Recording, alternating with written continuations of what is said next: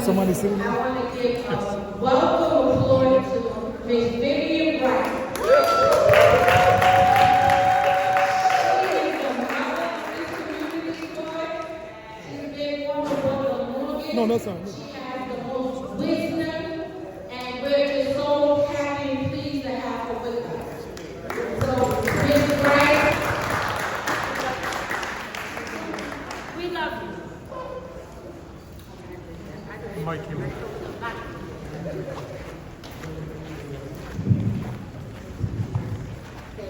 To my right, I'm going to have state his name. The young things first rise here. Good evening to you, for the secretary. Good evening, Wilfredo Martino.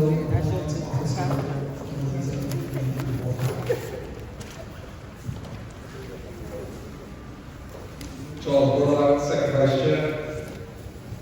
Ron Johnson, Sergeant House. Good evening, everyone. Scott parliamentarian. This consists of the community board of executive board members, Leo Gibson, Jessica Franco, and also Angus Fisher. But that is the entire community board staff. Hey, give it up, give it up, give it up.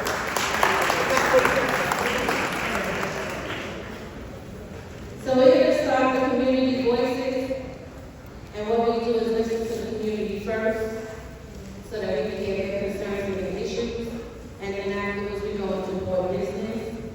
But just a little ground house rules that we ask when you come up that you speak 2 minutes, and you get the clock. When it turns to 1 minute, it's going to turn red. It's going to turn yellow, and then 30 seconds is going to turn red. So that's just to keep you on task, so that we can keep this meeting moving along swiftly. I would like to also be able to give you the refreshments. I'm waiting for a few more to come, so that you guys can have refreshments, because I appreciate the fact that you've come straight from work. So we would like to give you some food, just to take the edge off, some drink, something to drink, some water. Total disclaimer, not drinks, soda water. With that being said, we're going to start with community voices. Good evening, everyone. As is customary, always we start with the meeting first. We want to hear your concerns. We have the board chairs here that will be able to address any problems that you have, and we also have the elected officials. As the chair mentioned, please keep it under 2 minutes, 2 minutes max, and also the important thing is we ask you to stay so you can see what we are all about. Thank you. The 2 minutes is for the general public. That does not go for the elected officials. I just want to make sure that you guys know the elected officials. We appreciate them for coming out. We appreciate them for sharing the information with us. So that does not go for the elected officials. The first speaker is Anna Shea. She's going to be talking on tax lien sale.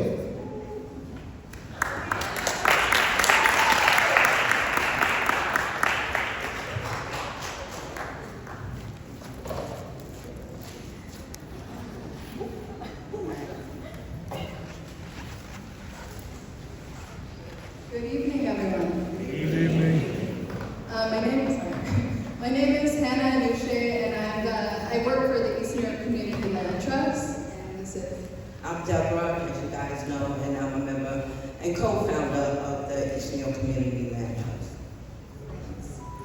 So as many of you already know, unfortunately, the mayor and the city council reauthorized the tax lien sale in 2024. The lien sale itself is going to be on May 20th. And so for those of you who don't know, the lien sale is a harmful policy first created by Mayor Giuliani, and it privatizes debt collection in New York City. So if you're a property owner and you owe more than $5,000 in property tax or water bill debt, the city sells your debt to a hedge fund-backed private trust that charges a 5% fee and goes after you for the money and can eventually foreclose. So if you make a mistake, or if there's a mistake, I mean to say, or there's extenuating circumstances, you're no longer dealing with the city, you're dealing with a faceless private investment vehicle, and there's no public accountability. So the East New York Community Land Trust and groups across the city are fighting to abolish the system altogether. But right now we're also working hard to get homeowners in East New York off of the lien sale before May 20th. And Council District 37 ranked #1 for the most properties on the lien sale in all of New York City, and Council District 42 ranked #3. So we've been really working hard to get everyone off of the lien sale list. We've knocked on 282 doors so far.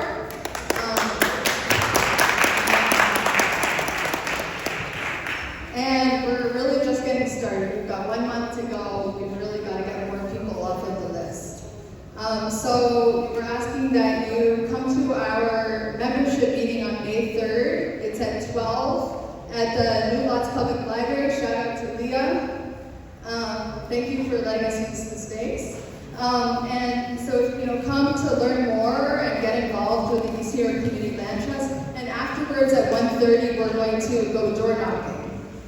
So, we're really all about boots on the ground, supporting the community, but also fighting to end these harmful policies. And thank you. Thank you. We should take advantage of that. They mentioned the sales on the 20th. You have up to the 19th to save your home if you're involved. And there's all kinds of programs that you can get involved, work out settlements, and do all kinds of things. So let's take advantage of that before you lose your home. The next speaker is Tia Palomino from Cypress Hill, Florida.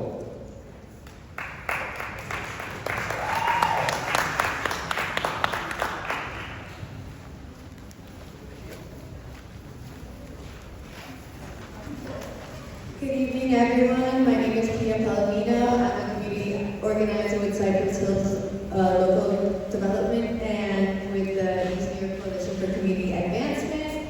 I'm here to encourage everyone in the community to join our monthly meetings where we advocate on housing and economic issues within East New York. So following up on what Hannah said, this means fighting for affordable housing and homeownership opportunities, fighting against major development corporations looking to buy cheap property and displace local residents right here in this community, and fighting for equal employment opportunities within this community.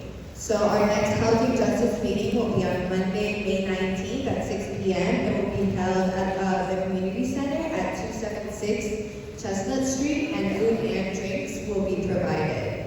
So I highly encourage you guys to attend and be a part of these important community discussions. I will also be going around with a sign-up sheet if you're interested in joining our mailing list and receiving information about our upcoming events, rallies, and future meetings. Thank you. Thank you. The next speaker is Leah Sino from Brooklyn Public Library.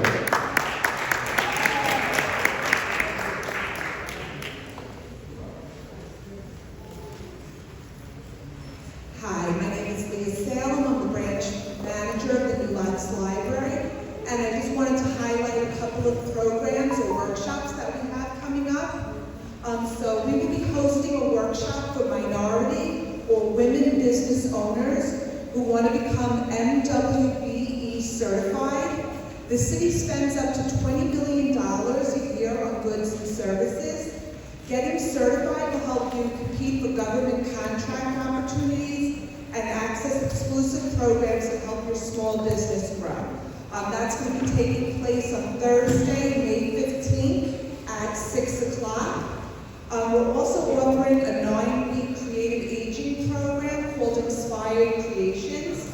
Adults will explore acrylic painting, no experience necessary, all supplies will be supplied. It's going to be taking place on Fridays from 12 until 1:30. This Friday is actually our third week, but there's still 6 more sessions. We're also going to be having 2 film screenings in May. The first one will be on Saturday, May 3rd from 12 to 1:30. It's free for all the public library. And on Saturday, May 17th from 12 to 1:30, it's Matter of Wine by Alzheimer's. I also have our monthly calendar in the back, which has more of our programs and activities, because we have a lot of things that go on in the New Lots Library. Thank you. Thank you. The next speaker is J. Frank, Community Outreach.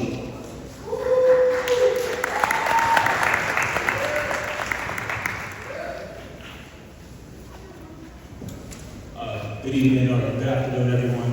My name is Jay Frank, and I'm here on behalf of J Field Consultant today to introduce you to our new community tool for increasing engagement and getting the word out around the community.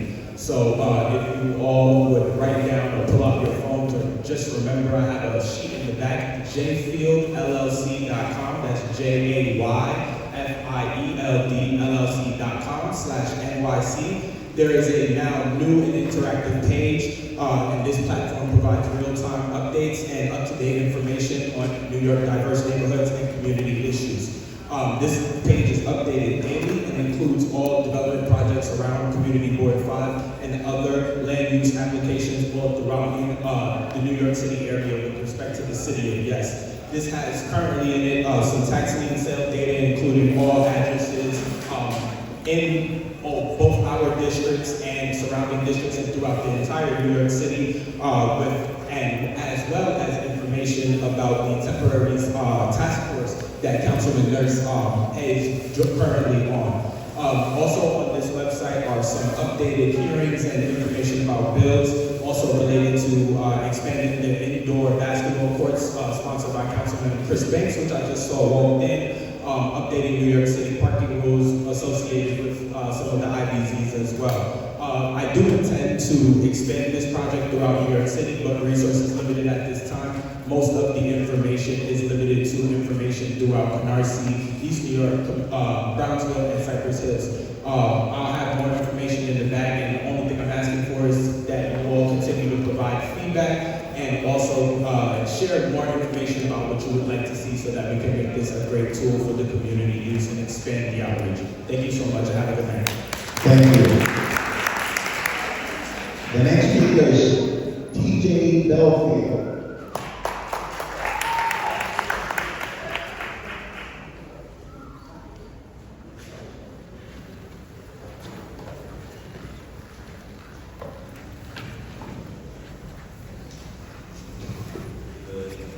Good evening, everyone. So today I'm here to talk a little bit about ranked choice voting.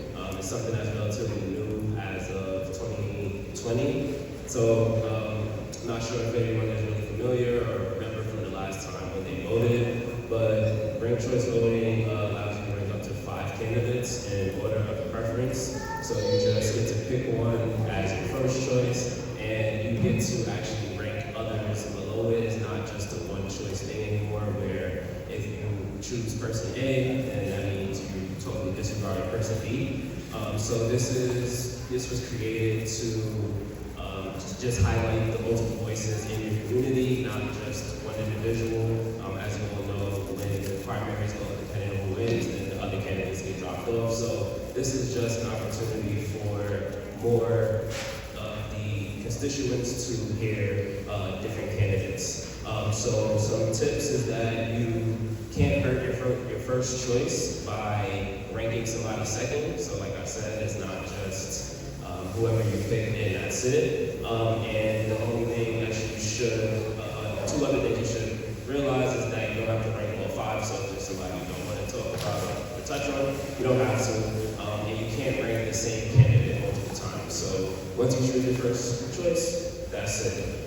So just wanted to provide some insight there. I think that this is a great initiative to encourage competition and friendly competition amongst the candidates and allow for the constituents to be more informed from different points of view. So just some information, some things to stay aware of, because again, it is an election year. So, the best thing to do is stay informed. Thank you all. Thank you. The next speaker is Rosalinda Gutierrez from the Cypress Hills Local Development.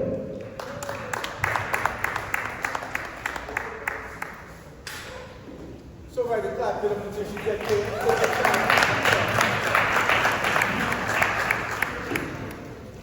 Thank you. Good evening, everyone. I'm Rosalinda Gutierrez.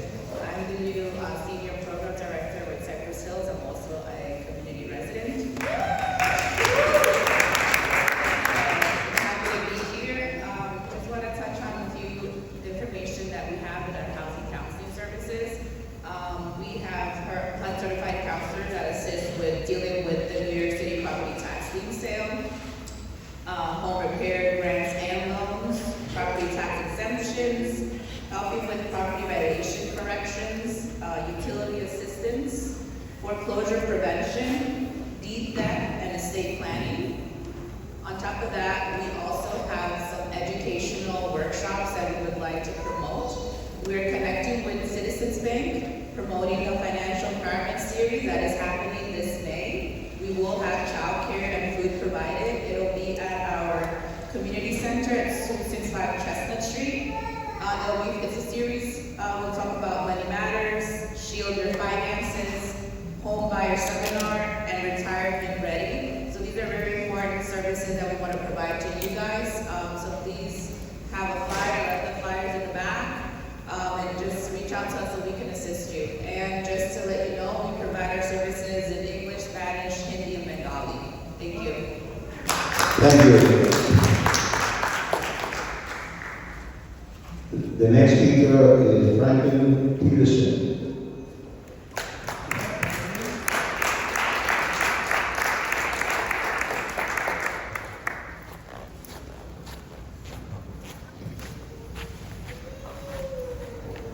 Good afternoon, everyone.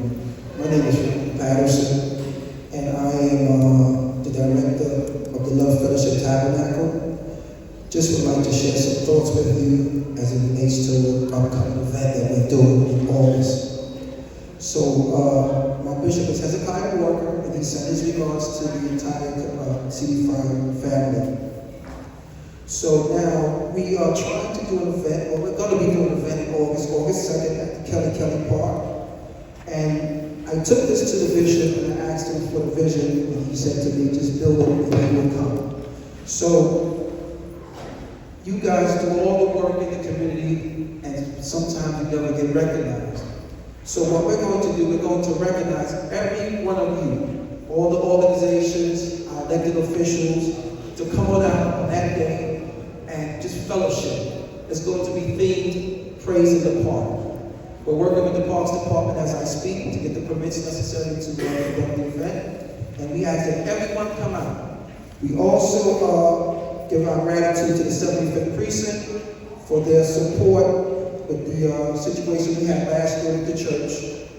And we're going to be working with all the people in the community to make our church a much better space so everyone can come out and fellowship. So again, August 2nd, I'm waiting for the permits now to come in before I do say the date. So I should have that in May, okay? So yeah, that's what we're going to be doing. So my number is 347-558-2861. We're asking for donations if you can. We want to feed our seniors. We have a team called the Teen Ambassadors. They're going to be feeding all of our seniors and everybody that's going to be partaking in the event. All right, so I thank you so much for that. Thank you. I just want to mention something, that any board member that speaks during the community voices is expressing their own opinion, not the opinion of the board. I just want you to keep that in mind. Thank you. The next speaker is David Chuchica.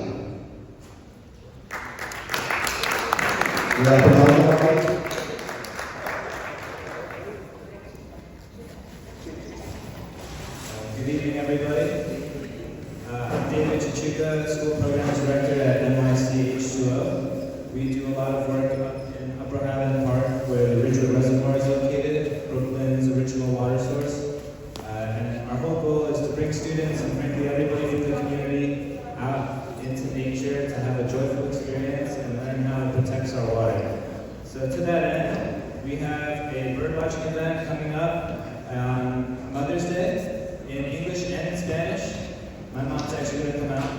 And if you can't make it on Mother's Day, it's also on the 25th. It is early. It's 8 a.m. But the early bird, what do they say about it? So, catch that worm. If you want to come and check out some other birds that come by here, like this yellow warbler on the flyer, and just learn about all the different kinds of wildlife, and specifically birds, we'll have binoculars, and we'll do a nice little loop around the reservoir and talk about nature and hang out in the park. So thank you guys for your attention, and hope you enjoy the rest of the sunny day. Thank you. The next speaker is Stephen Fiedler.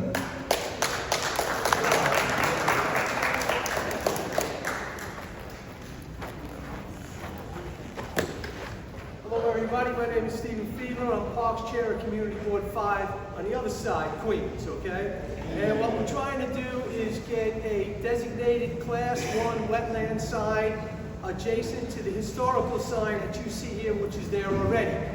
In getting these signage, it knows the community that it is a Class 1 wetland, which means it cannot be touched by anybody with the historical sign. We want to keep the Ridgewood Reservoir wild forever, okay? And we tried to do this very nicely with parks through who's the administrator of Highland Park? Portia Davenport, okay? And they knocked it down. So what I am doing with the board and everybody else is getting many recommended letters as I can get from politicians, Can you bring the microphone closer to you? politicians, it's off. I'm not loud enough? That's okay. Hello?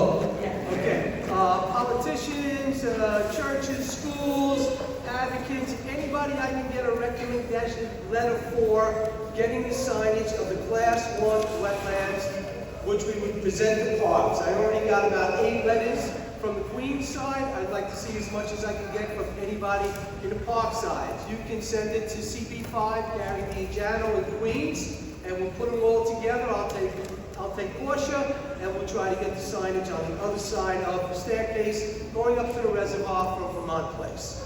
Thank you very much. Thank you. The next speaker is Ronald King.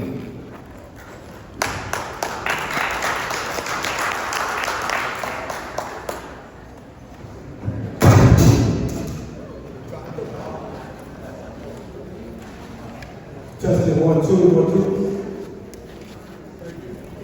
Greetings, family, greetings. This is Omar. Omar is a non-profit organization here in Brooklyn and also in Oakland. And the purpose of this is to explore the roots of our struggles. Now, I come from Fort Greene. I grew up in Fort Greene projects. My family was pretty well known. I had 2 brothers in NBA, but we suffered. And in the field that I'm in today, I deal with a lot of people. I see the pain. I see the pain. I see the struggle. You know, like sometimes some of them come in and they put on that face, right? And, can't let nobody know. I'm all right. I want you to know I'm all right. But anyway, we here. It's about time. It's about time to look at the conditioning, right? The way I think, right? The lens I look through, right? And so we exploring the roots of our struggles and the conflict to bring about meaningful change in our lives. So we have some brothers and sisters from Oakland. We have a very diverse group. Some people with PhDs, people also like myself who just was out here running the streets. And as a matter of fact, I heard the name, somebody said Hezekiah Walker. I remember Hezekiah Walker when he first came to Brooklyn. He sat on the bench with my mom's and his mother, right? And it's amazing how I'm standing here today. And I want you to know, change is to start change. And it's here. So this is going to be at the crib, and this is on May 20th, and it's the beginning of a new change. And we're just another part of the body. We all a body. And each part of the body is very, very important. So we come to bring what we have. So we love y'all, and it's about opening minds and hearts, and becoming one heart as a community. Thank you.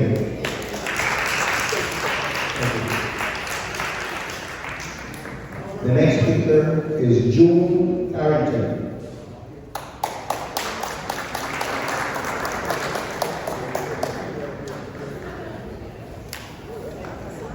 You saw that, right? Okay. I'm not Michael Jackson. That was not me. Good afternoon, everyone. My name is Dr. June Carrington. I hail from on the block, Hope City Church in the corner of Pennsylvania and New Lots. I also serve as the executive director of our nonprofit Heads. And I'm here today just to share some good news. We here in our area, as well as Brooklyn, have had one of the heightened rates of maternal death due to maternal death. And so what our nonprofit as well as our church wanted to do was actually address this by doing community baby showers. And so we set out with partnerships. One of our partners was here, Councilmember Banks. We also have NYU, and some other really great partners in helping us to do this. And so we have a baby shower coming up May 3rd. It'll be at our Hope City Church. One of our members are actually giving out our cards. What I'm here to ask is for you to please share this with anyone who is pregnant and will be 28 to 36 weeks on May 3rd. When we say baby shower at Hope City Church, we mean a baby shower. There will be a DJ, there's maternity photo shoots, there's a masseuse there, mothers will be served. We are allowing mothers to bring their children, so we have a kid zone there. We are here to love on our mothers, but more so to provide education on maternal health. And so please have them register, because registration ends this Friday. Thank you. Thank you. The next speaker is Rev. Al from 75th Precinct Council. I won't be before you long. 2 minutes, right? 2 minutes, 2 minutes. I stand here as the Assistant Treasurer for the 75th Precinct and also the Clergy Liaison for the 75th Precinct. Tonight I'm just here to remind those who don't know or don't remember that we are having our second annual gala on May 1st. Thursday, May 1st is at Anton's. Our star shines in East New York, where we're celebrating in Queens. Is that all right? So if you haven't purchased your tickets yet and still have them, please see me at the end of this meeting. I won't go into any more details because I don't think it's appropriate. All right? So if you're going to the gala, May 1st, Thursday, please see me at the end of this meeting. Thank you. Thank you. The next speaker is Tara Wells, Crescent Pine Child Care Center.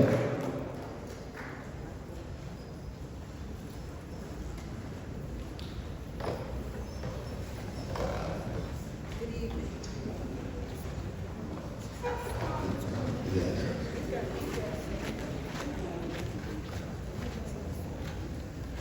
Check 1, 2. Apologies. Anyone who comes up to speak, can you please make sure you have a microphone? It's in the middle, the transmitter, and we'll this. Good evening. My name is Tara Wells, and I'm the new director of the Crescent Pine Child Care Center, located at 872 Crescent Street in the lower level of the True Worship Church.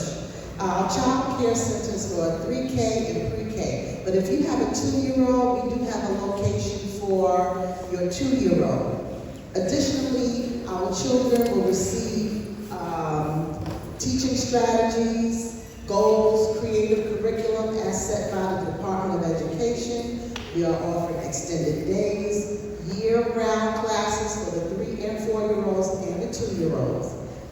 Your child will receive sessions in yoga and also music lessons. And of course, arts and crafts, and we will be giving breakfast, lunch, and a snack throughout the day. And if you're interested in looking for a child care center, look no further. We are also We have a nurturing environment.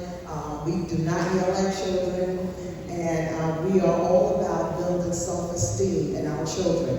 And I have a flyer in the back with detailed instructions of what you need to do to register. Thank you. Thank you. Thank you. The next speaker is Sing Ru Lee, from Independent Budget Office.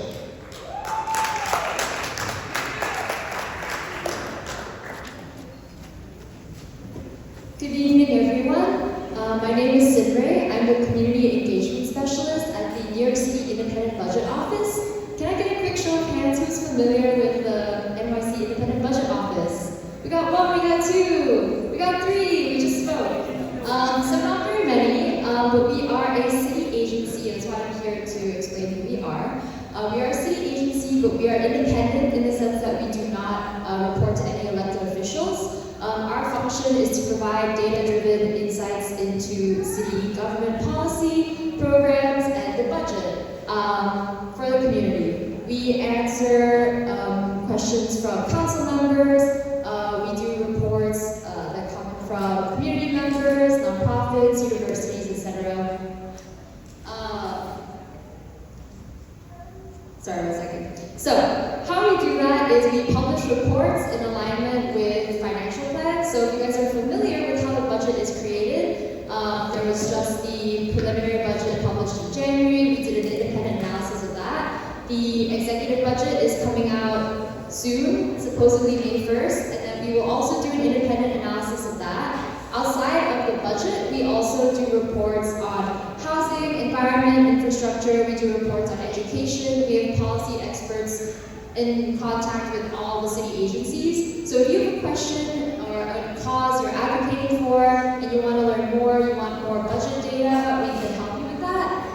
So I have some flyers in the back with my details and our website. You should follow NYC IBO, and you'll hear about all the reports that we publish. Importantly, coming up, we have a Budget 101 workshop geared towards community board members. So if you want to learn more about how to read budget documents, you should definitely attend. The dates aren't set yet, but again, follow NYC IBO, or you can email me. My phone number, etc., is on the flyer. Yeah, I hope to see you guys there. Thank you. Thank you. Our last speaker is our own Albert Scott.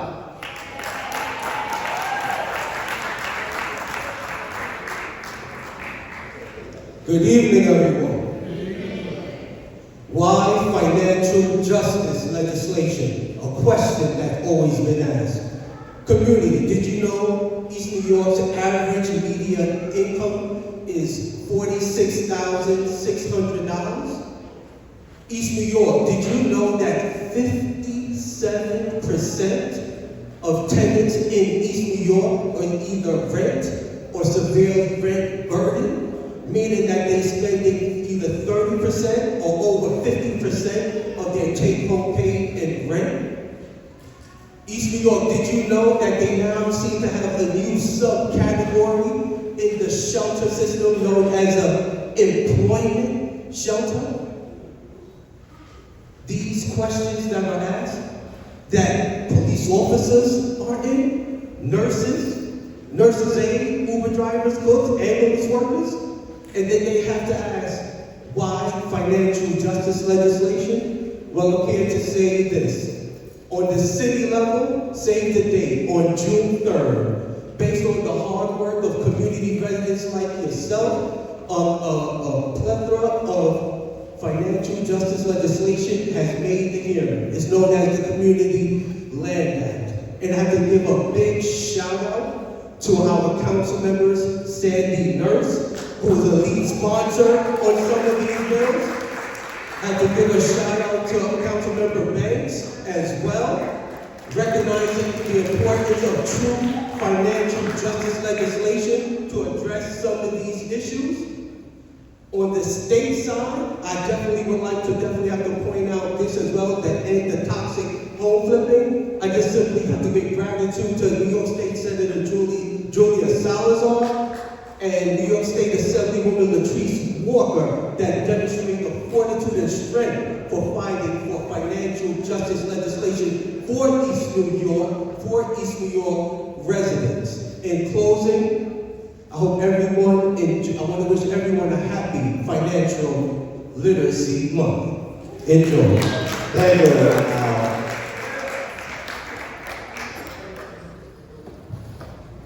That concludes the community voices.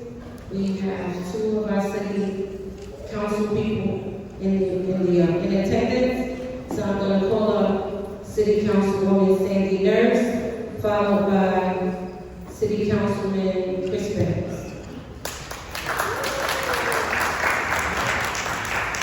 Good evening, everyone. Is this on? Good evening, everyone. Good evening.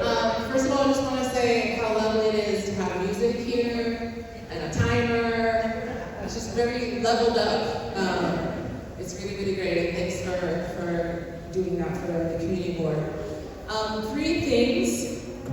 One, we had the Highland Park Community Safety meeting. It was an internal meeting with agencies and elected officials. So we met with the 104th, the 75th, Parks Enforcement, Jessica was there from Senator Salazar's office, Lydia's office, the Congresswoman. Many of us came together to just get ready for the summer. So we've been assured by all the agencies that they are going to be stepping up. They've got extra resources. We talked about the car wash, the mobile car washes, the alcohol vending, late night basketball activity and activity back in the back basketball areas and on the service road. So we're going to hold them accountable, but just wanted to report back since that was an internal meeting.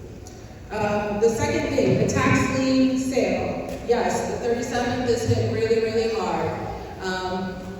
Really, really hard. We had an event at Arlington Library and only 4 people came out to get help. Which is, people got things going on, but this is really important. You worked hard for your house, or somebody in your family worked hard for that house, you need to keep it. And so you need to, if you see the flyer that's at your door because somebody went to your door and left it, if you see an email, if you see an event, you gotta go. And I do realize that a lot of people are walking with a lot of shame about being behind on property taxes. Forget about that. It's more important to keep your asset than to walk with shame on your chest. It really, everybody could fall behind, could be injured, could have a death. Like so many things could happen that are out of your control that has nothing to do with you and has everything to do with the way this whole system is. So please seek help. We have another event on the 6th at Washington Urban Library. I know we also have a bunch of volunteers coming out from the YMCA or the YWCA. We have like 30 people that want to come out and door knock. And so if you have time and energy, if you could help, let people know, help join a door knocking event, that would be really, really appreciated.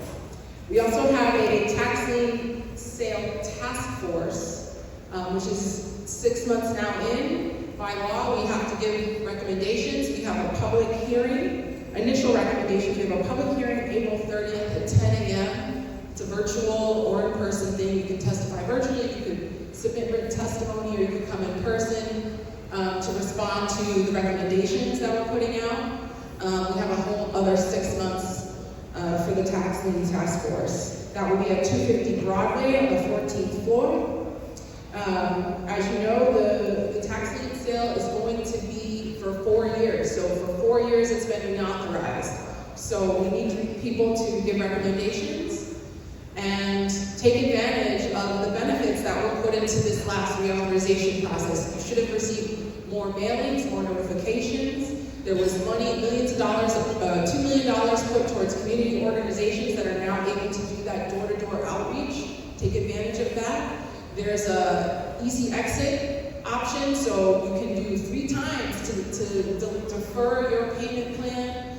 If you are a senior with a certain income eligibility, you get removed from that. So there's so many ways to get off that list and to not have your lien sold. but you gotta take advantage of what's in front of you. So please make sure to reach out to our office or to the CLT or any other organization. Lastly, important, U-Learns for Broadway Junction are very much coming down the pipeline. So I would really like to connect with the executive board to kind of check in and see where you all are on this, because it's going to come very quickly this spring, and I want to make sure we're, in lockstep. So I just wanted to put that out there. And again, I hope you all are paying attention to ranked choice voting. You have 5 slots. I will not be voting for our current mayor. I will not be voting for Andrew Cuomo. So I hope that you all take the time and really pay attention. The reason we weren't able to abolish the tax lien sale is because our current mayor refused to participate in the negotiation around that. Don't forget who made us fight for library funding and to fight for public education funding. It wasn't just Eric Adams. Andrew Cuomo also did that stuff at the state level. So don't forget.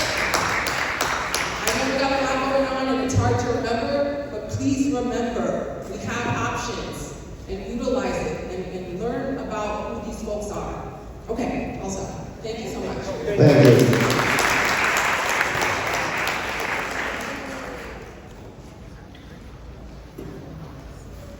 Don't forget. So true. Good night, everyone. And to the executive board, thank you for doing an amazing job tonight. First of all, let me just start off by saying we had a passing. I don't know if you remember Teresa Hunt, who used to be deputy district manager for Community Board 5. She passed away. For those folks who were back on the board back in the day, we just want to keep your family in prayer as well. Just want to give you an update as to what we've been doing in the City Council and why, again, it's so important to stay involved in the community. When I ran, I had set out and made a commitment that I was going to introduce legislation and be a legislator. And we've been able to recently introduce Intro 1231. And this is a straightforward bill. This bill would require tax preparers to provide customers with itemized statements of their charges, including charges for state and federal tax returns, software fees, filing fees, related to refund anticipation loans, checks. Tax preparers would be required to provide a statement of charges in both physical and electronic form. And that was something that came to us through a constituent that was complaining about a submission she was having with a tax preparer. So we jumped on that and introduced that bill in the last City Council, so we're hoping to get a vote on that once it's heard through committee. And we also introduced Intro 1232. And this is another straightforward bill. This bill is aiming to have HRA work more efficiently. This bill will now give notification to both owners and tenants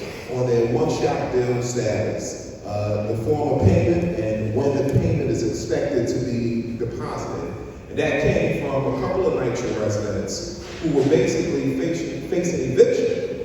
And we didn't know that every time we reached out to HRA, they kept saying that the payment was being processed.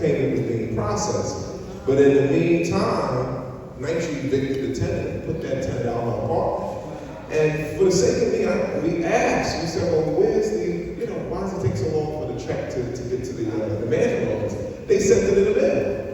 So this bill is also just going to remedy that, and it's going to force them to they'll have to basically wire money to the management company when we're dealing with an eviction. So we're hoping to get that bill passed and it's introduced, and hopefully it will be heard through the General Welfare Committee, and we'll get that bill passed so we can support residents of NYCHA and all tenants who are going through eviction, who have gotten their one-shot bill, and need to make sure they maintain their housing.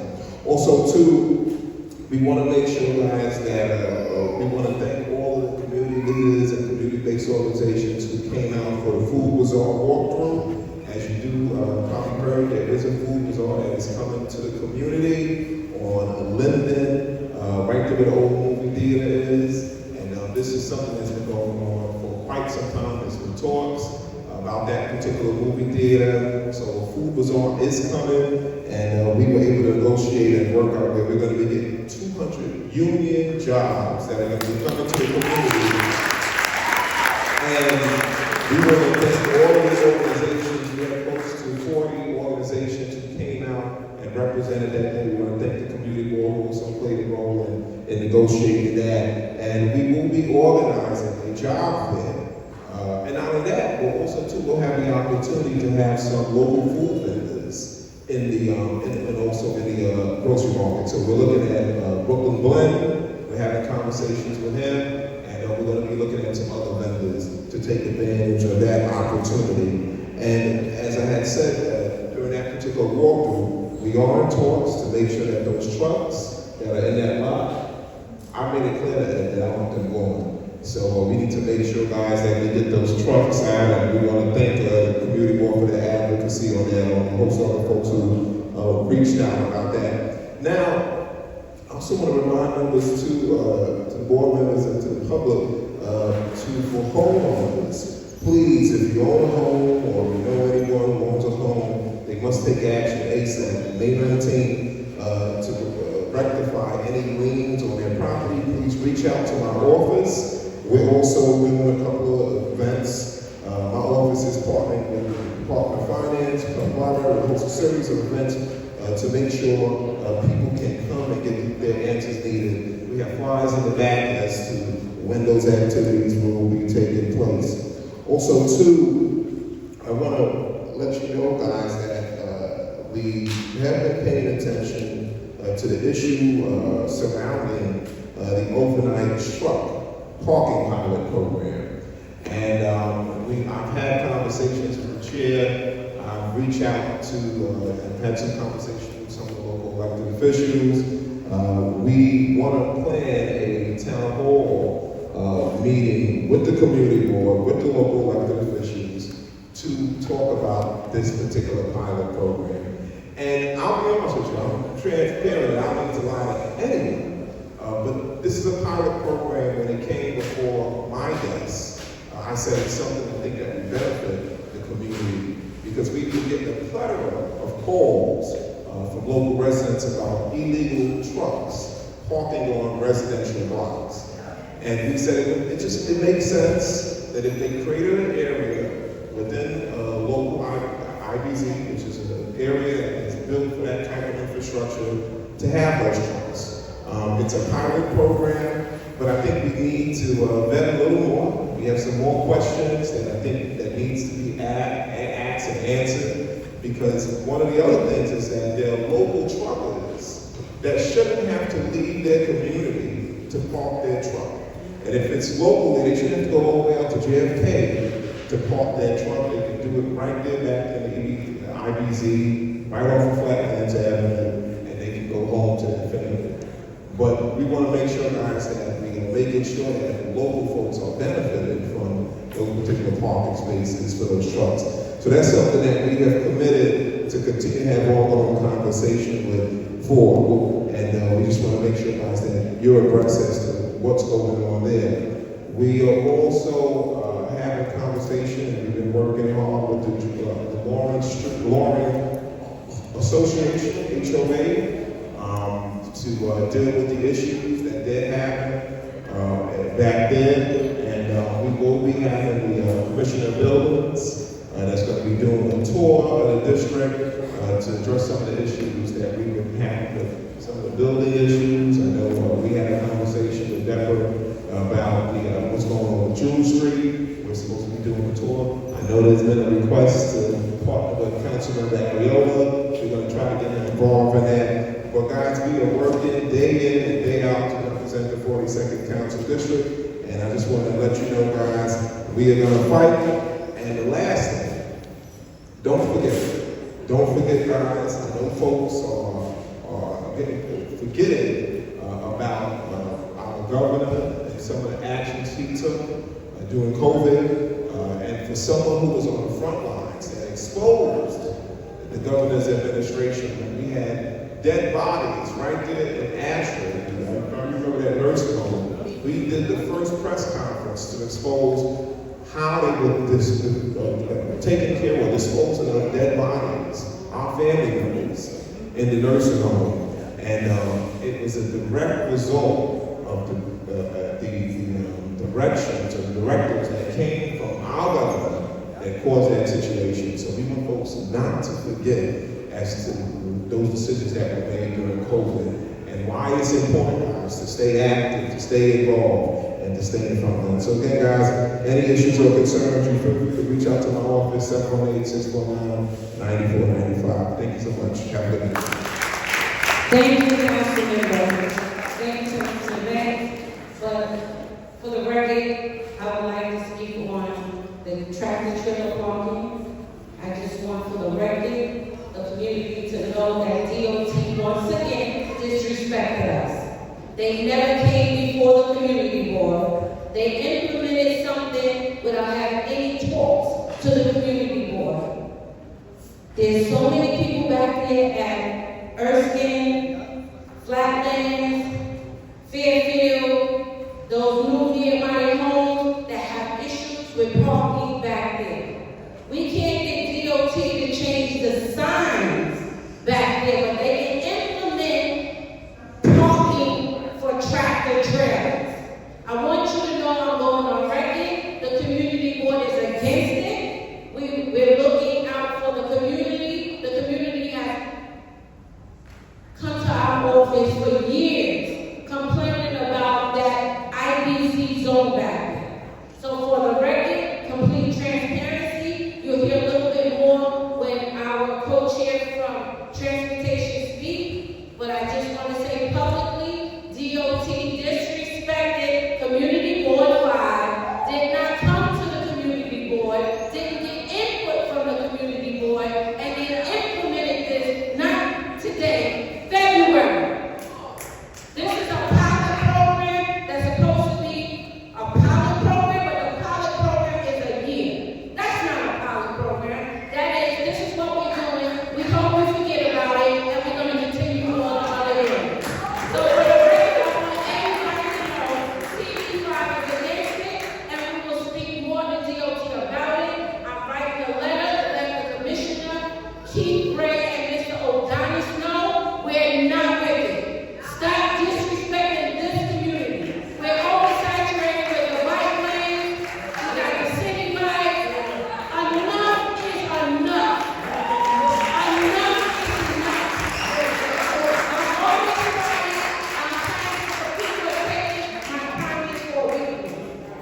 They're taking my kindness for weakness. As the leader of this community board, no. We say no to DOT. We say no to the commissioner. Thank you.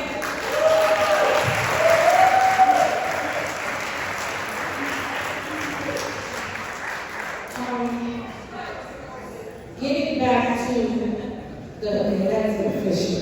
I am so sorry. I'm passionate about my community. I'm passionate about how they treat us. And we have to stop disrespecting us. We vote them in. We vote them in.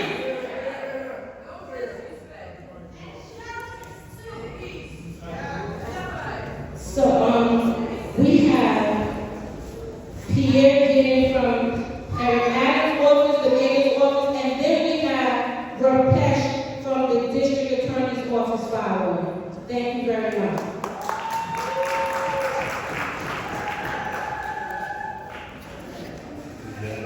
Can you guys hear me? Chair, I'll definitely pass the message along. But yes, you can be passionate about your community, and you have the right to be passionate about your community. So I'll definitely be passing this message along to the higher ups and the leadership. So just let the good know how you feel about this, how the community feels about this. One quick thing I want to bring up to everyone is that as of right now, I want to flag that there's a potential for wildfire smoke from New Jersey to drift into New York City. If you're not aware, there's New Jersey is having a wildfire right now where thousands of acres are going to be buried in Ocean County. And so some of that smoke might come over this side. It won't be as, I don't think it'll be as bad as what happened in Canada not too long ago. But during that time, there was about 30 million acres. This is much less. But I just wanted to let you know, emergency management is probably already sending out notification. But I just wanted to let you guys know as well. A few quick things I want to talk about. The mayor announced, the mayor had announced his Get Shit Down initiative, 2003, which during that time there was about 400 miles across the city of sheds, different structures up in front of businesses, and this was causing businesses as well to lose money, and at the same time to, other issues. So the mayor signed some bills into law recently to sort of bring a lot of this shedding out of the city, to give back the facade of the city, and as well as also to take some of these things down, because it also costs to maintain some of these things. So he's passing laws to deal with that, and also to make sure that property managers and property owners are actually dealing with it as well. Another thing that I want to announce as well too, that the mayor made an announcement that he's investing $167 million in long-term commitment to fund critical early child education. This is going to be focusing on pre-K and as well as 3K. Mayor de Blasio came out when he made the announcement. As you know, Mayor de Blasio was a big proponent about pushing pre-K forward. So he's going to be funding a lot as it pertains to education, to educate our children in the city. In addition to that too, he's also doing other things concerning education, where he's actually going to be funding and starting the New York City Leads program, and as well as pushing more funding into the New York City SALTS program to put in more middle schools to teach our kids how to read better and also to how to do math better. If our kids are educated, the more that they're educated, the better they can do in our society, and the more our society in our kids. So I just want to announce these few things. Thank you so much. Thank you.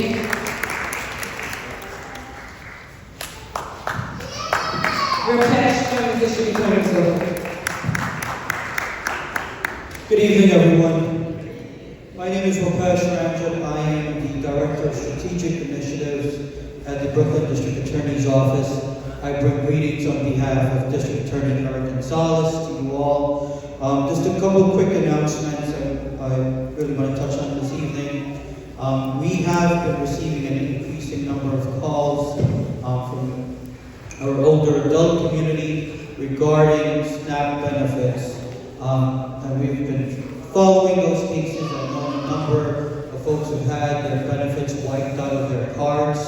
The DA's office is following that, and I encourage you all, if you know someone in the community or a family member, to please call our Action Center and file those complaints with us as well at 2340. Again, that number is 718-250-2340, and I implore you all to please call.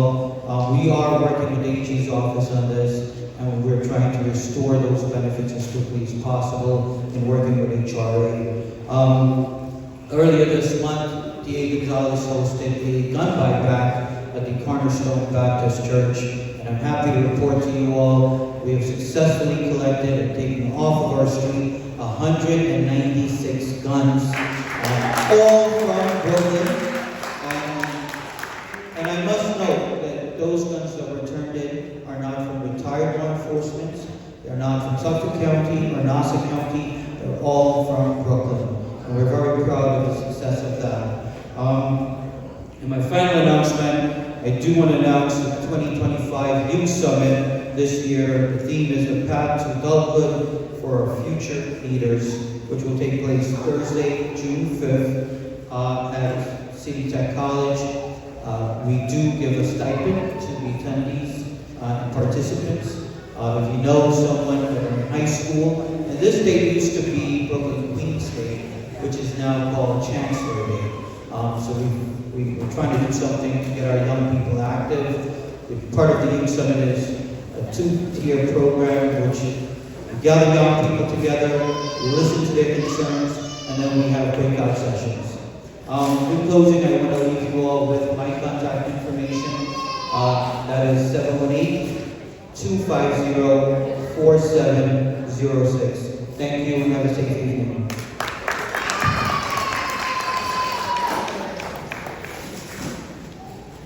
Thank you, Rakesh. I just want to say that everyone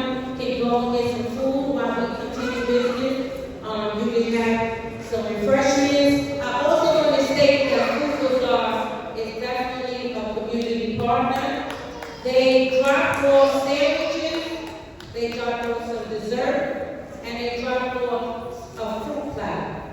That is the movie theater, the old movie theater, food was already gonna be there.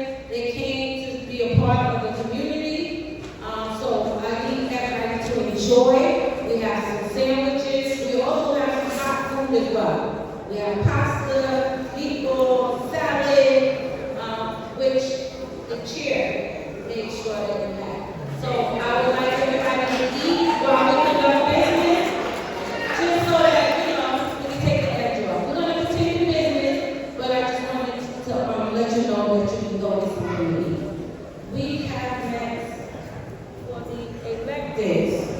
We have David Virgo, followed by Kim Gill.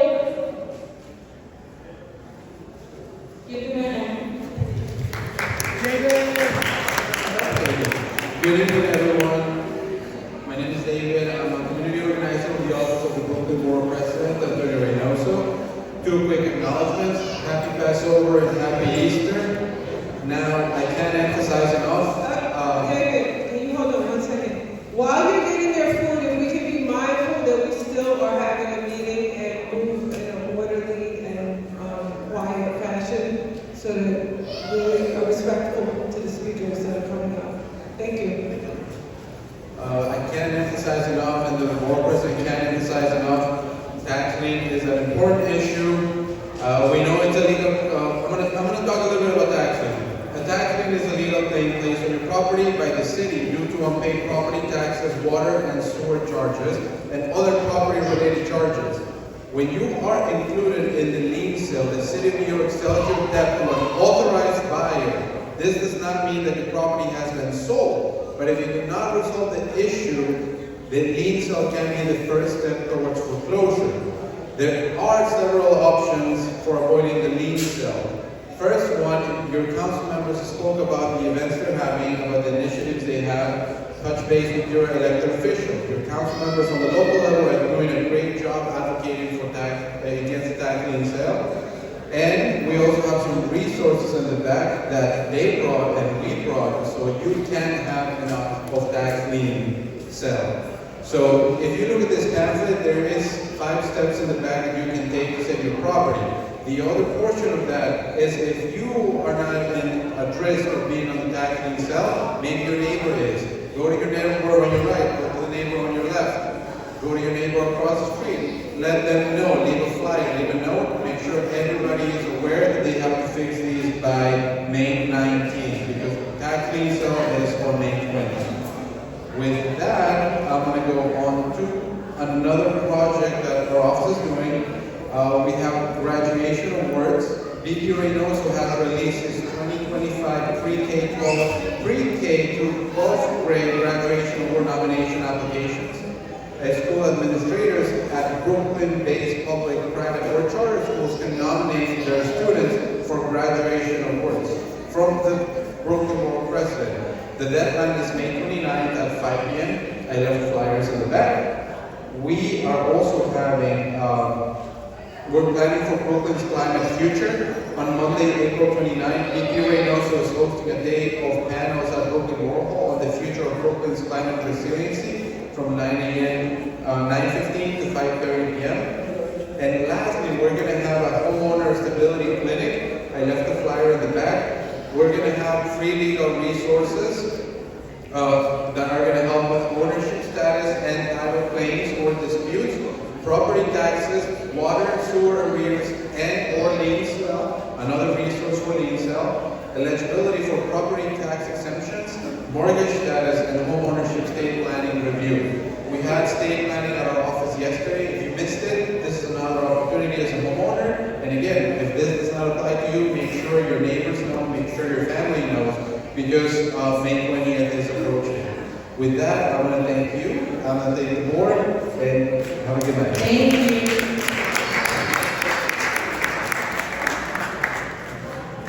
I asked them to speak only 2 minutes for the next few speakers, so we have a presentation and we have to go on 2 items. Kim Gills, and then it's going to be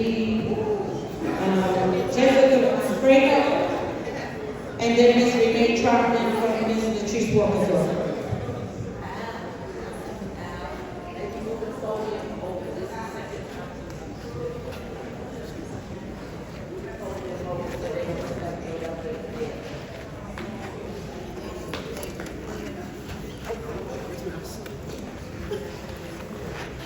Thank you, Chairman Bowman. Thank you for having us. I'm Kim Doe. I'm a constituent liaison with the Office of Assemblywoman Nikki Lucas. Firstly, thank you all for coming out. We know that you had to work today, but you chose to be here. We really appreciate it. And secondly, the Assemblywoman couldn't make it this evening because she had to be called to business. We're still working on passing the state budget, and that is her priority. We want to make sure that everyone in New York City gets the money they need for the services they need. Can we please try to be a little bit more respectful? I know people are getting their food, and I know that the meeting is long, but there's conversations not just in the food line. Please. Thank you. I hope there's food left.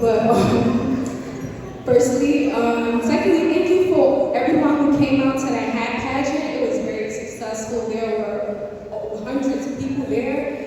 And we were amazed by the turnout. We do apologize that we ran out of food. And we do appreciate the feedback just to make sure that the next event is just as successful. We do appreciate everyone that came out. And we have our food drive. We're going to have on May 5th at our office, 425 Ulas Avenue. Our food pantry is something we've been doing for the past 2 months. It's been a great turnout. If you know anyone that is experiencing food insecurity, please send them to our office on May 5th. It starts at 11 a.m. And make sure they take advantage of these resources. And we appreciate everyone that comes and reach out to our office. We're always there to assist. Visit us at 425 Ulas. Thank you. Thank you.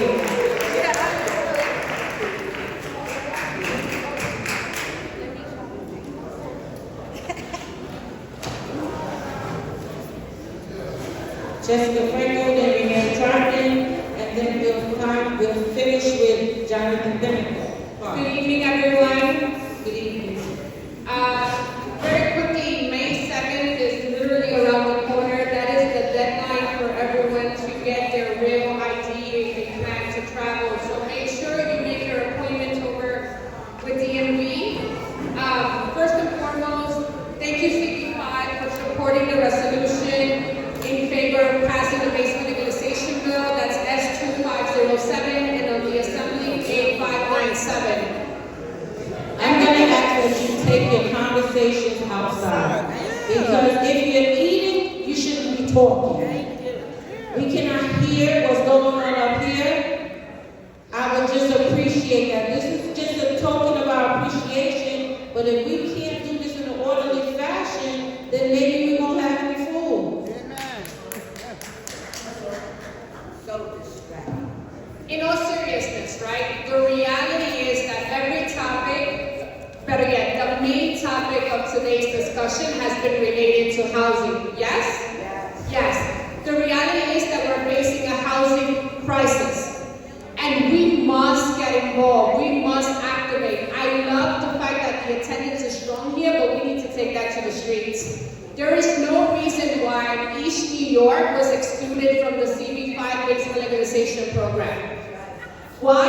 Because this was where the pilot program first started. So we should all be upset and in full support of making sure that this bill passes for the year 2025. There is no reason why co-owners in East New York are excluded from participating into this program. We need to create more housing and we need more affordable housing now. We have a bill on the state senate level. It's the Anti-Toxic Home Living Act. And every single month, you've heard me speak about this bill. Why? This bill goes to address the toxic home flipping that is going on here in our communities. Why is this an issue? Well, even if you don't sell your home, every time that a property is flipped in your block, it forces property value to go up. And when property value goes up,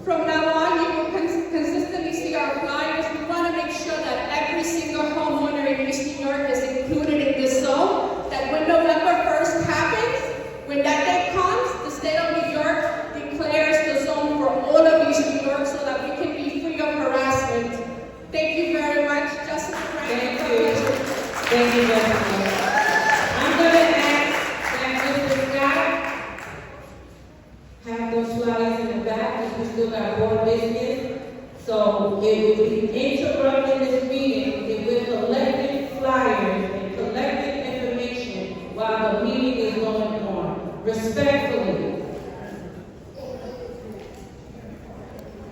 Ms. Tran. Good evening, Renee from the Office of Assemblywoman Latrice Walker. I don't know if you guys are paying attention, but 2 weeks from today, May 7th, she just announced it. The Real ID. If you do not have your Real ID, you will not be able to fly domestically. I have a QR code in the back to make a DMV appointment. If you need help, you can come see me after the meeting. On May 17th, we are having a Youth Empowerment Summit and Service.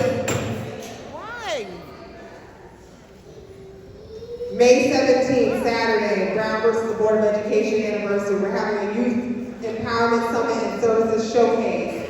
If you are a youth organization or would like to participate, there's flyers in the back where I can give you my information. And lastly, the Your Health Matters series has been going on all month because it's Minority Health Month.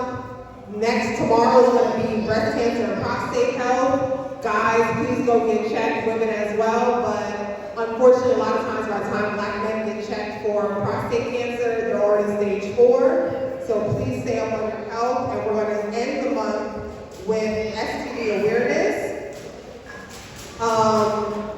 So yes, join us on next week Tuesday for that. And if you're not talking to your kids about STD health, somebody else is. Right now, the rates are on the rise of HIV, many other STDs. And 48% of Black women have herpes. So I'm going to leave y'all with that. I really need y'all to be paying attention and protecting yourself. All right? Last but not least, Jonathan Jennifer.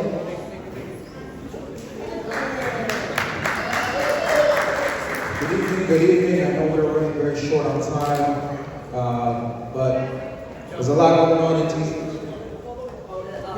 Oh, okay, sorry. Been doing it for almost 2 years. I don't know how to hold the mic. It's crazy. But yeah, so a lot has been going on in Washington. I don't have to tell you, but I just want to give you some brief updates from the Congresswoman's office. So let me start off with what has happened the most recent. The administration has announced that student loan borrowers who have not submitted payments to their loans in the last 270 days will have their wages garnished starting May 5th. Over 42 million Americans have student loans. Almost $1.7 trillion is owed in student loans. And they're going to begin garnishing wages because folks can't make payments. You couple this with the news that was released earlier this month that the Trump administration is closing 5 regional Head Start offices, one of them being here in New York. So our Head Start providers here in East New York, here in Cypress Hills, in Bushwick, in Williamsburg, in parts of Queens, they have no one to directly contact to get their funds. We're already hearing from Head Start providers that they're going to have to start reducing class sizes. They're going to have to start laying off educators, paraprofessionals, or closing the site altogether. So the Congresswoman led 33 of her colleagues in a letter to the administration raising these concerns and asking them to overturn these closures and demanding answers as to why the abrupt closures of these 5 offices. But it is also being reported that Trump is intending to eradicate Head Start funding altogether in this new budget. So I'm pretty sure there's Head Start, there's products of the Head Start program in this room right here, right now. And it benefits the low income and the middle class, and that's exactly who they're attacking. Not only our children, but they're attacking our Social Security recipients. Many of them, I assume, are in this room. Last week, the Congresswoman held a press conference outside of the Social Security office in Bushwick, and she stood with our neighbors, advocates, nonprofit organizations to tell President Trump and President Musk to keep their hands off of Social Security. 83,000 people in our district have Social Security. Over $117 million of Social Security monthly benefits. But this is your money. You work for it. You work your whole life for Social Security, and now they want to change it. They want to take it away, and they want to gut 50% of the Social Security Administration staff. They've already gotten rid of 7,000 people from the SSA. It wasn't a perfect, agency before. You couldn't get anyone on the line. So imagine now, 50% less. All of this. They're also proposing $880 billion in cuts to Medicaid, $230 billion in cuts to SNAP and food assistance programs. It's a recipe for disaster. And all of this for what? For a $5 trillion tax cut. Not for you and me, but for the ultra rich. President Elon Musk, Jeff Bezos, these corporations that pay 0% in taxes, they need more tax breaks? I'll wrap it up, I'm sorry. I'm going too far, sorry. But if you need assistance with a federal agency, please call our office at 718-599-3658. I want to thank Chairwoman, the board, and yeah, I'll be in the back if you have any questions. Thank you. Thank you. Thank you. We're going real quick. Regular board meetings. I'm pulling this meeting to order. We need to do a roll call. Oh, Ms. Strong, I'm so sorry. I'm so sorry. My apologies. I'm so sorry. I sent agreements to Senator Roxanne Masad, but please, I never want to disrespect you like that. Come up. I'm so sorry. I apologize. It's only because you guys' presentation is too long. I'm so sorry. Good evening, everyone. Apology accepted. We're just a few announcements that I want to let you all know. As you know, Senator Masad is currently in Albany working on the state budget. Just a few announcements that I'm going to let you that on this Saturday, April 26th from 11 a.m. to 2 p.m. we will be at Canarsie Park for our annual Easter egg hunt, as well as on May 3rd, we have our annual Mother's Day event, which will be held from 11 a.m. to 2 p.m., which will be held at our district office. Our district office is 1222 East 96th Street. If you have any questions, please know that registration is required. If you have any questions, please feel free to contact our office at 718-649-7653. Our email address is prasad@nysenate.gov. And if you are not following Senator Prasad, you know Senator Prasad is always on the go. You definitely want to follow our social media via X, via Facebook, and via Instagram. Thank you. And also, send my regards to Senator Masad. So thank you very much for inviting the community board for the upcoming meeting and for keeping us in the loop. Thank you very much.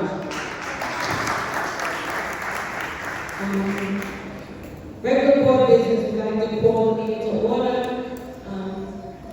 District Manager Ms. Perkins, if you do the roll call, thank you very much.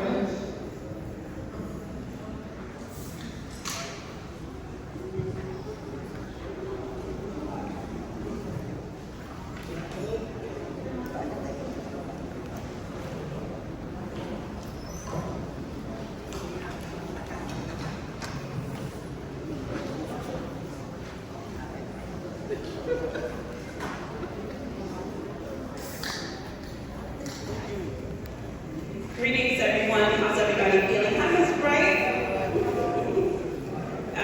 My name is Melinda Perkins. I'm the district manager for Brooklyn Community Board 5. Welcome to the April meeting. Thank you, Madam Chair. Board members will go through the roll call at this time. Please acknowledge your presence. Board member Deborah Ack. Board member Ack, present. Thank you. Alfred Adams. Thank you. Amiria Allen. Lydia Bonifant, excuse me. Thank you, Ms. Bonifant. Ms. Vivian Bright. Good evening, Ms. Bright. Alton Brown. Thank you, brother. Charles Fuller. Thank you. Arisa Cameron. Natasha Cherry Perez. Shakima Clemente. Juan Colon. All right, thank you. Rachel Ellison. Thank you. Miguel Feliciano. Thank you, Ms. Feliciano. Angus Fisher. Wilfredo Florentino. Jessica Franco. Thank you. Odessa Finn. Laura Goodwin. Thank you. Andrea Granville. Thank you, Ms. Granville. Thomas Haynes. Thank you, Brother Thomas. Suzanne Jacobs. Thank you.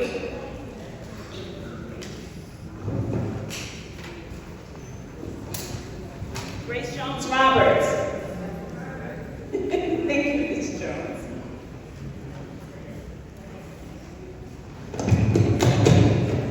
Sorry, Ms. Johnson. Ro Johnson. Thank you. Jangir Kabir. Deron Linson. Chairwoman Moment. Thank you. Crystal Matthews. Thank you, Ms. Matthews. Andrea Mitchell. Thank you. Kelly Pierre. Thank you. Evelyn Hughes, excuse Alberto Ramos. Thank you, Mr. Ramos. Vincent Riggins. Thank you. Jimmy Rivera. Boris Santos. Abdul Sattar. Albert Scott. Thank you. Joyce, pardon me. Isaiah Thomas. Thank you. Dr. Sheila Tomlin. Brother Paul Muhammad. Luz Torres. Monique Wallace. Thank you, Ms. Wallace. Gina Watson. Thank you. Tanina Wilkerson. Thank you, Ms. Wilkerson. Hazel Worley. Thank you, Ms. Worley. And Adam Zaman. Thank you, Adam. Chair, we have a quorum at 30. Thank you. Thank you all for being present so that we can move these agenda items along. We have a small presentation from the Parks Department. My apologies. The Parks Department, are they still here? Okay. I'll entertain a motion to approve agenda. I will entertain a motion to approve the agenda for April 23rd, 2025.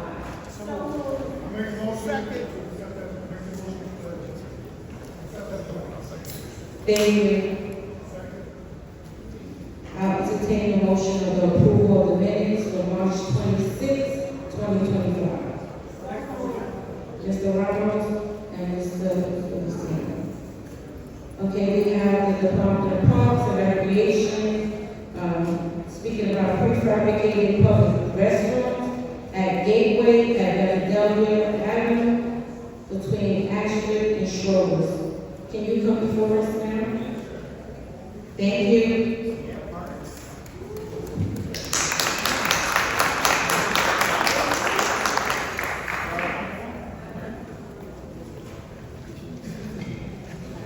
So, hello everybody. Thank you for having me tonight. My name is Jim Morrison, Deputy Chief of Staff from Parks Operations. So you may recall last month I was here to talk about Gateway Estates Park.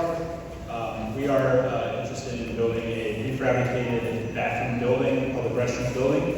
I'm here again to speak about that public restroom building. I was notified that no presentation is needed. I really don't want to take much of your time today, but it's just really I'm here to pursue a vote from the board so we can move forward with the design phase of this project. I'm here to answer any questions that you have on the building. It's pretty straightforward. I do have a copy of the presentation. I don't have as much of a setup that I did last month with the screen and all that stuff, but I'm here to answer questions if everybody has it. There's a couple of copies of the presentation in the back. If people are interested, you may have, I see a couple of copies and floating around there. So I'm here to answer questions if people have them. If anybody has them. It's a pretty cool building. Yeah, am I free to take questions? Yeah, certainly. Please, does he need a microphone?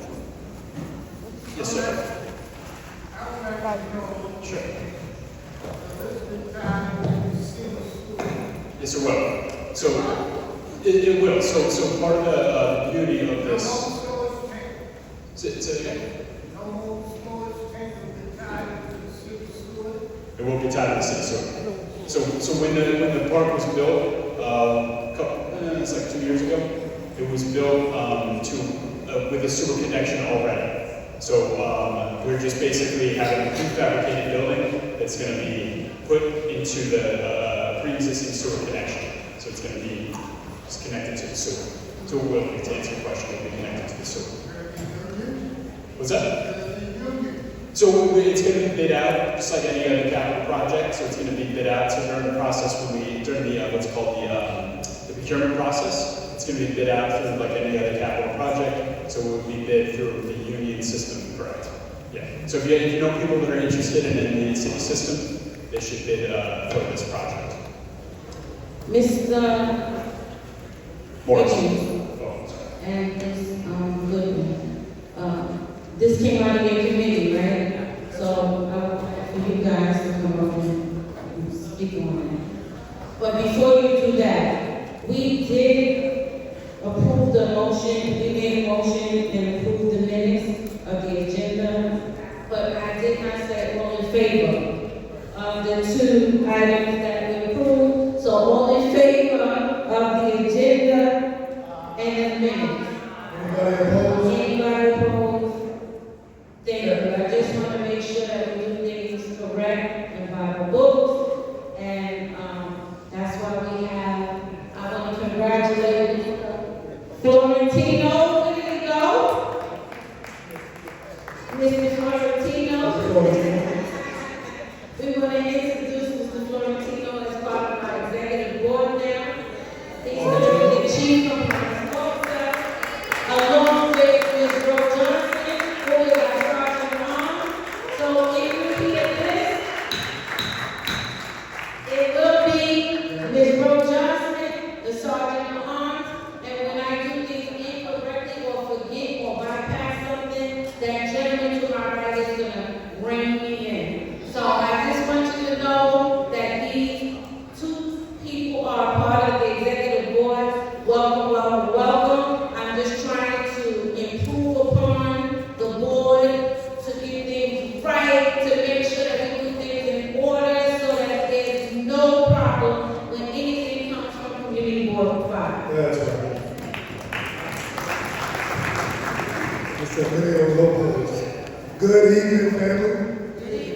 I was watching and listening intently, and nobody connected us as family. Matter of fact, nobody connected us as one community. So hopefully we'll fix that. That's something got nothing to do with the cross community, but I do want to report out of committee for the park sanitation and environmental, specifically about this park project.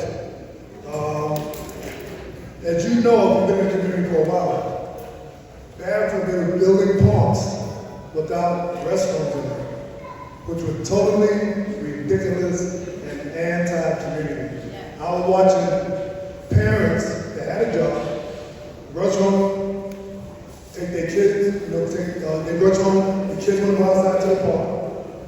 Parents basically got to cook, because a lot of them are single, so they wind up, they sacrifice some things to take the kids to the park. They get to the park 15, 20 minutes later, the child says they need to use the bathroom. So immediately, what type of response is the parents going to have? Yeah, we go to bed, I ain't gonna bring you, right? So I watched this. That's dysfunctional, and it was creating that mindset in our babies at a young age. But the city said they can't put it in the bathroom because they cost $5 million. I want that, just think about this for a minute, right? Y'all talking about land use and houses, right? What type of house can you buy for $5 million? And we slept on that, and we let them use that as an excuse, and we didn't dictate and make sure that they changed that rhetoric and that language, because that was a bunch of nonsense. You go to Westchester County, get a mansion for $5 million. So this gentleman here, he represented a program in Emilio Lopez. I know you know Emilio Lopez. Right? That's our Austin district 5 and ground for everything, district manager, and he's been doing a great job. So this prefabricated public restroom is something that we definitely was in favor of because it solved that immediate issue. The prefabrication is going to be connected to the sewer lines, and it's going to be graffiti proof. So once they install it, it will be easier to maintain. I'm excited about it because now they should be able to incorporate that in some of the parks that do not have bathrooms. And if you know some parks like that, if you have that challenge, make sure you let us know. But the committee is in favor of the prefabrication program. I think it'll cost $1.5 million. Yeah, 1.5 million. $1.5 million, right? To do that, but for 10, 15, 20 years, they would tell us it costs $5 million. So, I don't know who to blame, but I think we need to be more diligent about our elected officials and who they are and what they tell us, because that's totally ridiculous. You can't build a community like that, right? In a challenging community, even when East New York was the murder capital of the world, the parents didn't get no relief for their kids in the public spaces in the parks. And that was egregious. Mr. Lopez, would you like to say something? All right, so, Madam Chair, the report is that the committee voted unanimously to approve this project. Thank you very much, family. So the committee voted unanimously to approve this project. I think we can do a consensus vote. So all in favor of approving the committee's recommendation for the bathroom, say aye. Aye. Any opposed? Any abstentions? The ayes have it.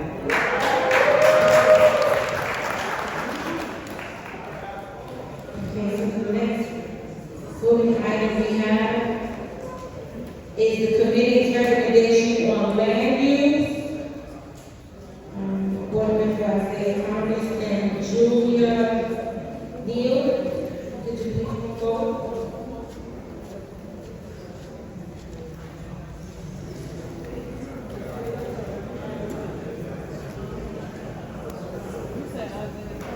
The consensus vote. The consensus vote that we did. Yeah.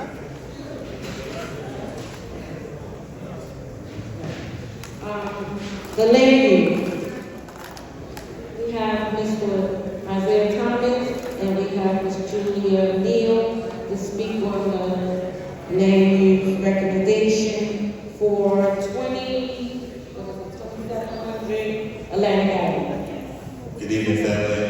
Like I said, my name is Isaiah Thomas. Julia Neal. So, in our land use committee, we're looking for action item for a certification program for the 2700 Atlantic Avenue. This is the former Maxwell site. So the committee was informed that the owner is seeking to do what's called a fresh market in this location. They created an additional 15 feet when they built the building, so they already completed the additional. You're supposed to do the application and do the building, but they did it, expecting that they were going to get this.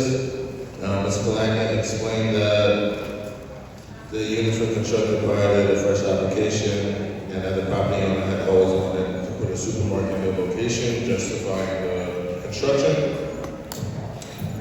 The committee recalled that he had appeared before the board in June to present the fresh application with the vendor, Chestnuts Market, a kosher fair.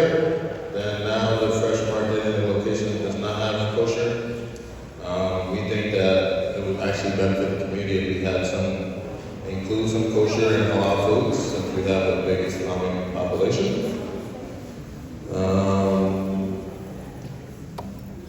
Also, because they're going to have this supermarket, they're going to build 10 additional units. Well, they already did, or they have the floors for it. And two out of the 10 will be at a 60% AMI. The committee did not like that. We think that under 2 units at 60% isn't fair. We would like the entire 10 units to be at the 60% or below. Because like people said, 40% of AMI is East New York's levels. And so in light of that, the committee voted unanimously with 9 in favor not to support the fresh application as presented. Members did say, however, they will be willing to support the certification if the application would have all 10 extra units generated, legalized from the application, and then be affordable at 6% annually instead of 2. So all 10 instead of just 2.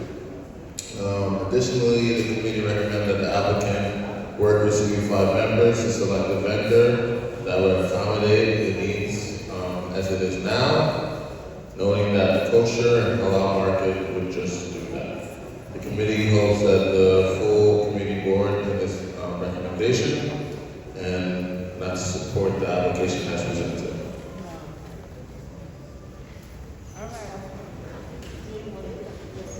Any questions? Julie, do you have any comments that you want to make on top of that? Is the applicant here? Is the applicant here? I called him, and for 2-bedroom apartments, $3,200. Is the applicant even willing to make all 10 units affordable? Is the applicant here? Okay, so there are 2 parts to the vote. The committee voted initially not to support the application as presented today.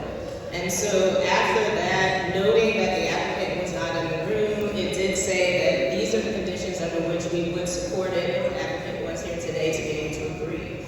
Those 2 conditions are all 10 created units that were not created within the scope of the initial project should be available at 60% of the AMI. The second is that the applicant needs to work with the community board to select a purveyor of goods for that market to align with the needs of the community now.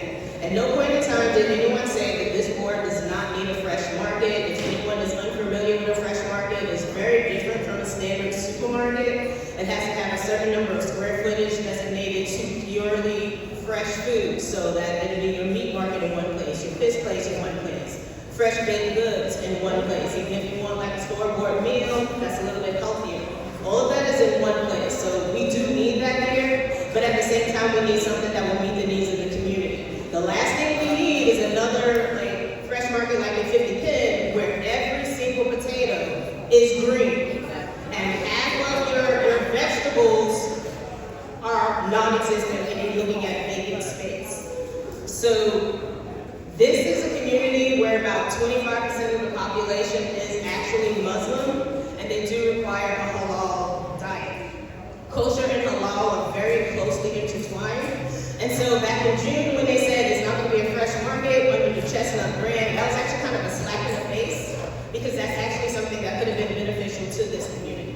So those are the 2 conditions. If the applicant is not here to be able to agree upon those 2 conditions, then the full board, the recommendation on the table is not to support the application as presented, knowing that A, is not going to be kosher, and B, only 2 of those 10 units that were created outside of the initial envelope of that building project are going to be affordable. So the committee's recommendation is not to accept and not to approve.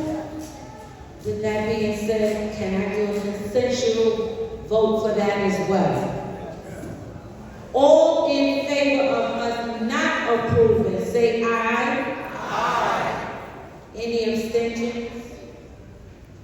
Any noes? So we will let them know that we did not approve this project. Thank you very much, Larry. Thank you. So as long as there's also a total,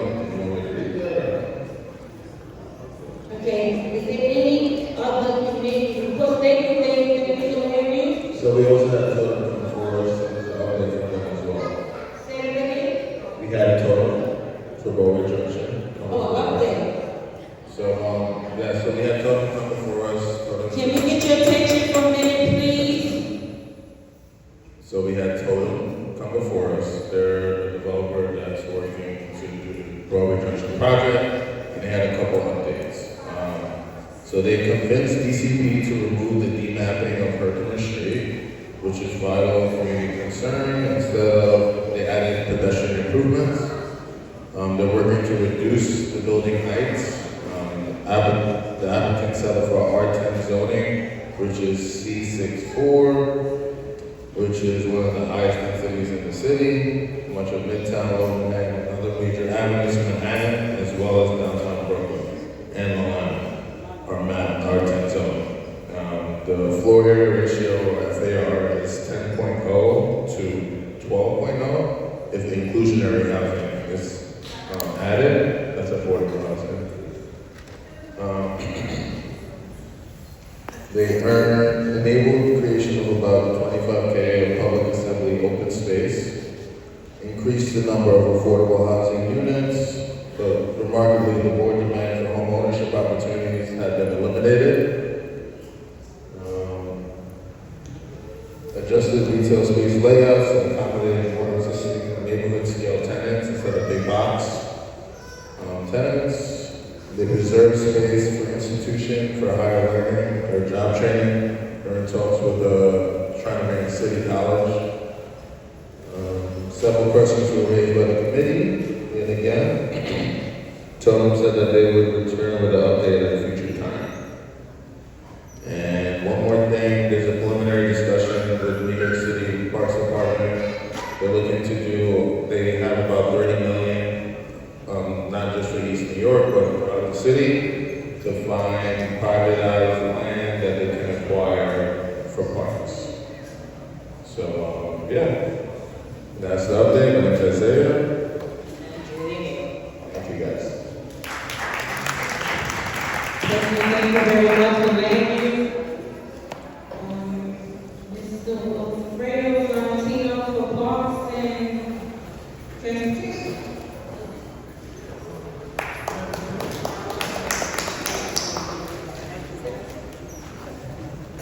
And Parks and Transportation. I'm tired. Mr. Florentino on Transportation and TLC.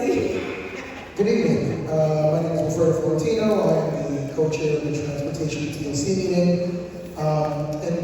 For clarity, I just wanted to come out very briefly to talk about the pilot program that was mentioned earlier this evening. So, as background, on March 20th, 2025, the New York City DOT announced the launch of a one-year pilot program introducing, quote, metered pay-by-app overnight parking for commercial trucks. Again, metered pay-by-app overnight parking for commercial trucks. In 3 industrial business zones across the city, Flatland, Fairfield here in Brooklyn, Hunts Point in the Bronx, and Maspeth in Queens. The initiative aimed to, 1, provide approximately 45 legal overnight parking spaces for tractor trailers, reduce illegal truck parking in residential areas, offer truck drivers safe, convenient parking during federally mandated rest stops, improve street safety, reduce congestion, and enhance livability in residential neighborhoods. And truckers can pay for parking using the Park NYC app in 8-hour increments at $10 each, Monday through Saturday. Notably missing in that description is community input. I'm going to say that again. Lacking in that description that's provided to us by the Department of Transportation is community input. Now, despite targeting the Flatland Fairfield IBZ, located here in Community Board 5, the program launched without community engagement. Community engagement with the board or the Transportation and TLC Committee. The DOT's press release omits any mention of local community board consultation or public input. Again, the Department of Transportation's press release announcing this program makes no mention of community input or whether they even attempted to make any community input.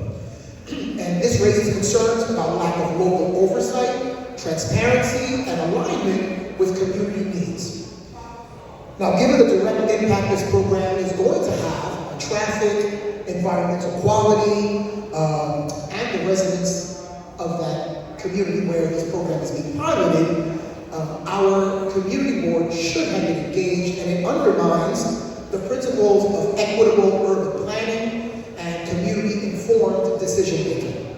Community-informed decision-making, not decision-making from the city to us, but decision-making where we are informing the city on what our needs are. Now I'm going to take this last piece from a letter that Chairwoman Loman is sending to Commissioner Keith Gray. Quote, moreover, the implementation of this pilot program from DOT has been prioritized over transportation needs that have been long-standing in the Gateway Spring Creek section of the district, i.e. permanent signage for traffic controls, the conversion of Egan Street from a two-way into a one-way, assigned spaces for residential parking in specific areas within the newly developed area. And so we are just sharing that information with you all so that everyone is made aware of the community board's position on this program. I will defer the rest of my time to my co-chair, Juan Colon, for anything else that he would like to add. Thank you so much.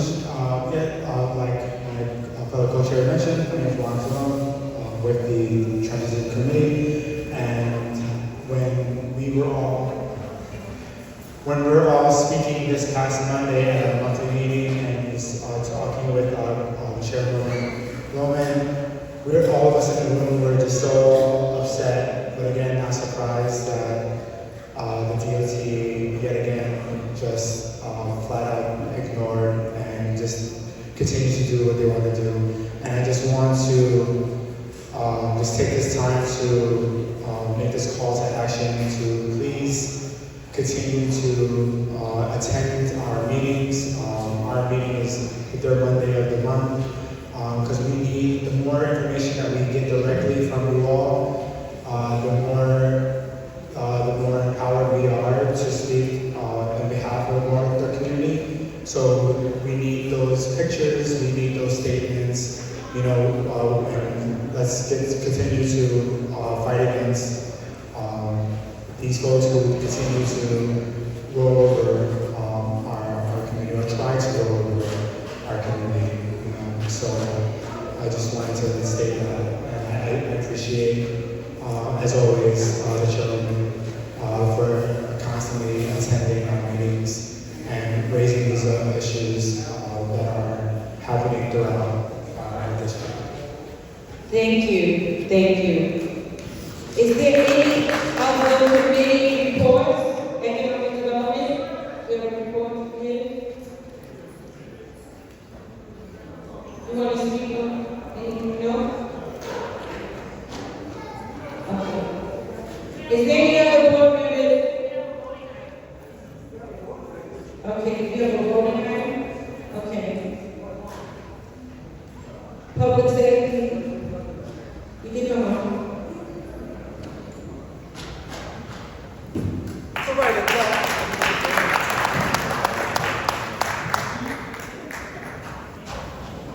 The voting item is not on the agenda, so I did not know that you have a voting item because it's not on the agenda.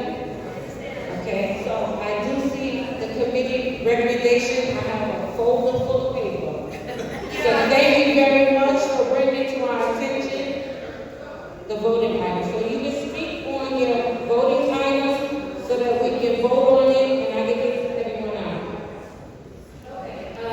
Good evening, everyone. I'm Grace Jones-Roberts of the Public Safety and Quality of Life Committee. My name is Alberto Ramos. I'm also co-chair of Public Safety and Quality of Life Committee. And you have your co-chair, Nydia Bonifant. She's in the back. She's helping out. She's in attendance as well. We have a committee voted on Brooklyn Glen Corporation. It is a renewal application for the sale of wine. The committee unanimously agreed to support their application. We only ask that they amend and correct their application to correctly report their hours of sale and their hours of operation. And that was the only recommendation during the vote. But it was unanimously voted yes for the renewal application for wine for only one establishment, which is Brooklyn Bread Corporation, 601 Livonia Avenue. So the committee's recommendation is to vote yes. Yes. Coming out of committee, they vote yes. Unanimously. I will entertain a motion to accept the committee's recommendation unanimously to approve the application for Brooklyn Glen. We're gonna do a consensual vote. All in favor, says aye. Aye. Any opposed? Any abstentions? The ayes have it. Thank you. Thank you. Additionally, I just wanted to also say that we appreciate if the community members and the community board members come out to support our meetings, because your input is very well needed and necessary, because these establishments, they get their liquor license, we need to hold them accountable. They are getting our money, but they're not always doing the right thing for the community. Thank you. This establishment does. Thank you very much. In your folders is my little report of the things that I've done and the places that I've gone from the last meeting to now. With that being said, I will entertain a motion to adjourn. The motion was seconded by Reverend Adams.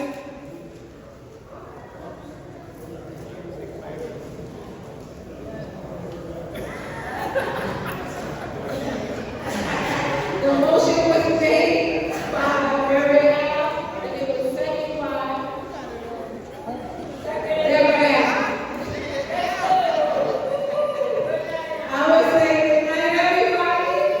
Thank you for coming out. I hope you enjoyed the food.